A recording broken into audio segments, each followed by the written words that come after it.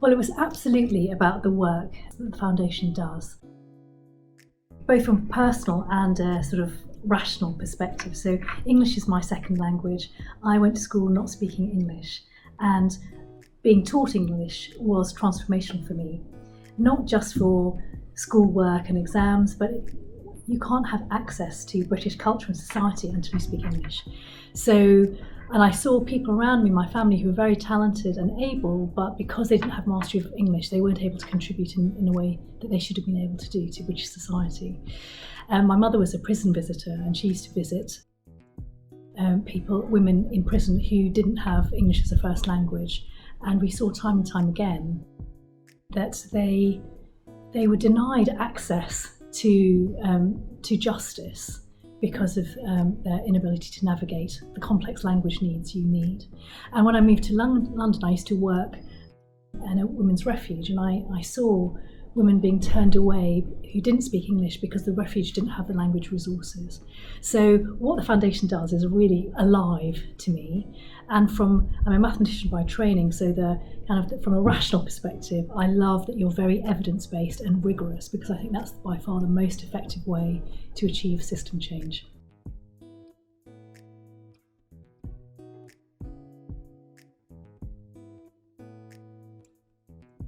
Well, I'd say that what the foundation does is that it helps people who have English as an additional language fulfil their potential and be treated fairly.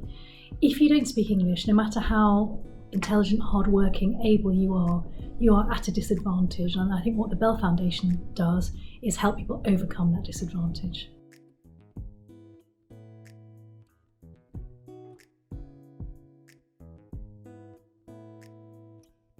Well, I think that the foundation has done brilliant work in setting the foundations, and now you're at a moment where ability to scale up is in front of us, and I think that's a huge opportunity across all three programmes.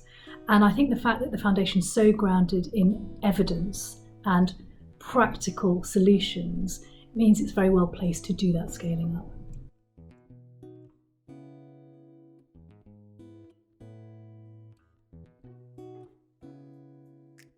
Well, I think there's an immediate one as a result of COVID. And so looking at some of the research that you've done, I think across all schools, 54% of learners with English as a second language had some language loss around writing. And in primary schools, it was 74% of teachers who felt that learners with English as an additional language had lost one or more language areas. That's a huge, immediate challenge for our beneficiaries, and something that the foundation has worked brilliantly on responses to COVID and can continue doing. I think over the longer term, I think it's quite a complex picture, because our beneficiaries, one size doesn't fit all. So there are a lot of individual challenges. I'm not sure there's one size fits all in terms of the challenges ahead of them. But I think with some of the fallout of COVID and the financial fallout, I think government priorities may make it more difficult to focus on the areas that we need to. So being able to influence system change to affect as many beneficiaries as we can is going to be a real challenge.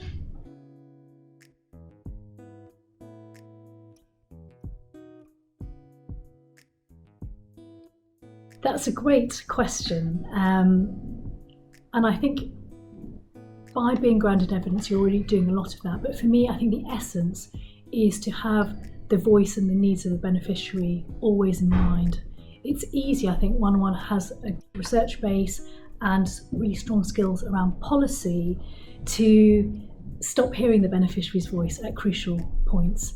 And to keep that in our minds, I think, is going to have the biggest impact.